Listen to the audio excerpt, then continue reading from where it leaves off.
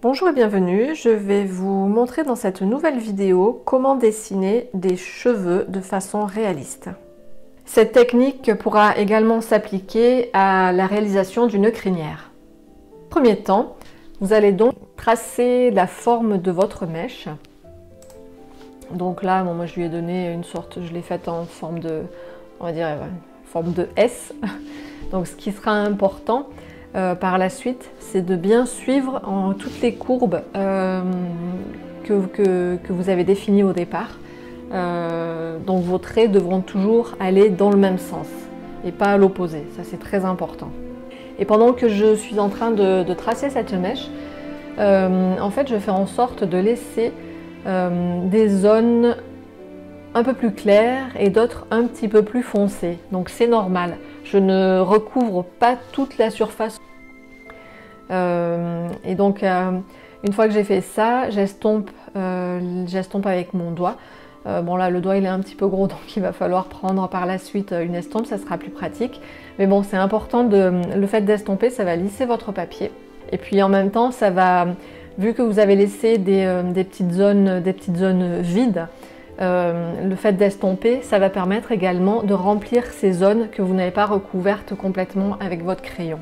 Là, après avoir estompé, j'accentue à nouveau les zones que je souhaite un petit peu plus foncées, toujours avec mon carandache.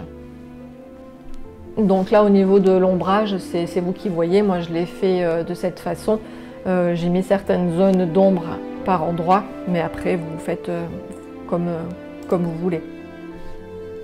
Maintenant, à l'aide d'un marron un petit peu plus clair, c'est un marron de chez Carbotello.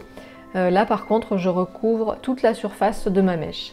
Ce qui fait qu'en fait, ça va agir comme une sorte de glacis. Donc là, je recouvre vraiment tout de partout, mais par contre, je ne vais pas estomper, ni avec mon doigt, ni avec une estompe. L'estompage va se faire en quelque sorte avec mon crayon. Voilà, j'oublie pas de passer de partout. Voilà. Dans les zones plus sombres et ainsi que dans les zones plus claires. Et là, tout de suite, vous voyez, le fait d'avoir fait ça, je suis en train de créer un peu du volume au niveau de ma mèche. Donc elle n'a pas un aspect plat. Le fait d'avoir laissé des zones claires et des zones un petit peu plus foncées, bah déjà ça lui donne de la matière. Et avec ce crayon, je vais dessiner, enfin je vais réaliser, en fait, je vais tracer comme des fils qui vont représenter en fait mes cheveux. Et là, du coup, le fait d'avoir estompé, j'ai lissé mon papier, ce qui fait que mon crayon il glisse en fait. Il glisse sur mes couches de pastel effectuées auparavant. Donc là, j'appuie plus ou moins fort. Au début, je caresse mon papier, donc je fais des fils légers, et puis après, petit à petit, j'accentue un petit peu plus mon trait en appuyant un petit peu plus fort. Donc ça va, on va dire entre guillemets, ça va incruster un petit peu plus mes fils, qui en fait sont des cheveux.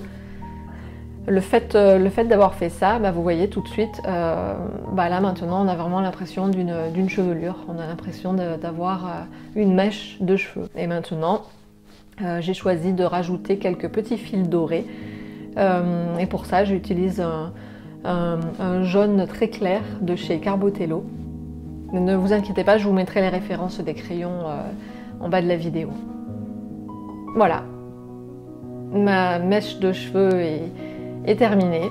Là, je suis en train de faire je peaufine, on va dire, je fais des petits détails, mais voilà, vous voyez le principe, en fait, il est très simple.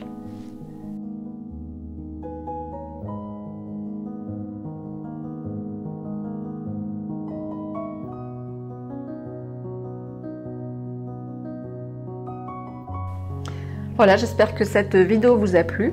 N'hésitez pas à me laisser des commentaires et vos impressions en bas de cette vidéo. Quant à moi, je vous dis à bientôt dans une prochaine vidéo. Bye bye!